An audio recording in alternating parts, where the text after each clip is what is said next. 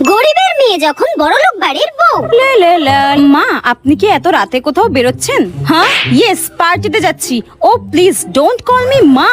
আমি না তোমাকে কতবার বলেছি আমাকে মা বলে ডাকবে না, কেমন যেন একটা চিপ চিপ লাগে। Please call me mom or mummy, আর কিচ্ছু না। কেউ ভূত একটা, যত সব। মা, আপনি ফিরে এসে রাতের খাবার খাবেন তো? তাহলে আমি রান্নাটা চাপিয়ে দিই। না না না, আমার জন্য ডিনার বানাতে হবে না, আমি পার্টি থেকে খেয়ে আসবো। আর আজকে রাত্রে তোমাকেও বাড়িতে খাবার দাবার বানাতে হবে না। তুমি একটা কাজ করো, তুমি বাইরে থেকে খাবার অর্ডার করে নাও, ঠিক আছে? হ্যাঁ, অনলাইনে খাবার অর্ডার করতে হবে? কিন্তু মা, আমি তো অনলাইনে খাবার অর্ডার করতে পারি না।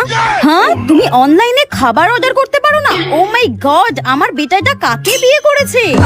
আমার কাছে তো কোনোদিন ফোনই ছিল না। নেহাত আমার বেটা তোমাকে ভালোবেসেছিল তাই, নইলে তোমার মতো ভিখিরি আর গেও ভূতকে এই চৌধুরী বংশের বউ কোনোদিনও করতাম না। যত সব। এতে আমার কি দোষ?